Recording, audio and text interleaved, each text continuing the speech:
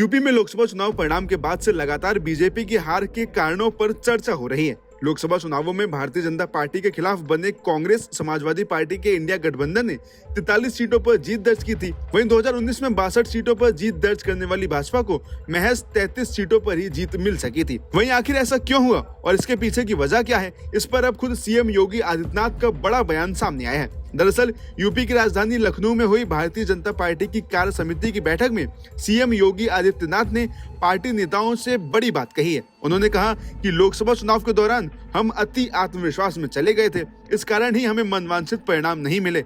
हमें इस प्रकार की स्थिति से बचना होगा। सीएम योगी ने अभी से ही विधानसभा चुनाव की तैयारियों में जुटने का आह्वान किया है। 2017 में जितना मत प्रतिशत भारतीय जनता पार्टी के पक्ष में था, 2022 में जितना मत प्रतिशत भारतीय जनता पार्टी के पक्ष में था, 2024 में भी आप सभी कार्यकर्ताओं के संघर्ष से, प्रयास से, प्रधानमंत्री मोदी जी के नेतृत्व में, माननीय राष्ट्रीय अध्यक्ष जी के नेतृत्व में भारतीय जनता पार्टी उतना वोट पाने में सफल रही।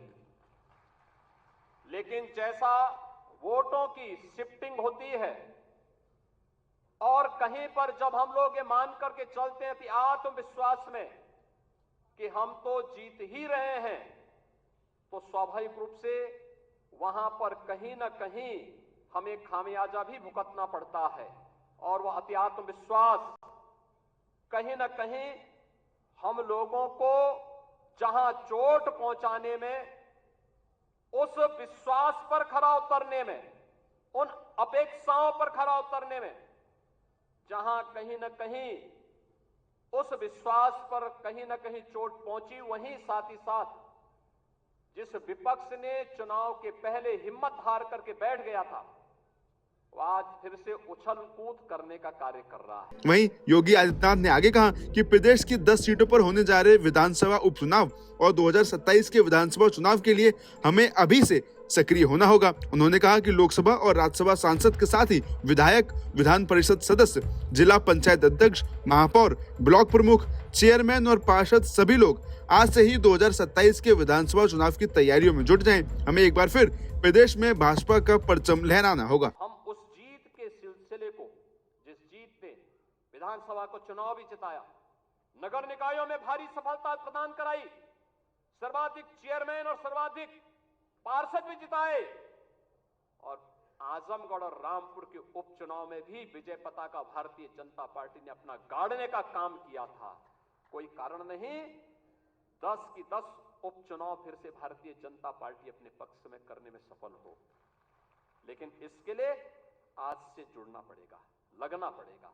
एक एक कार्यकर्ता को अपना अभियान मान करके फिर इस अभियान के साथ जुटना पड़ेगा, और उसी के लिए आपका आह्वान करने के लिए आज फिर हम लोग आए हैं।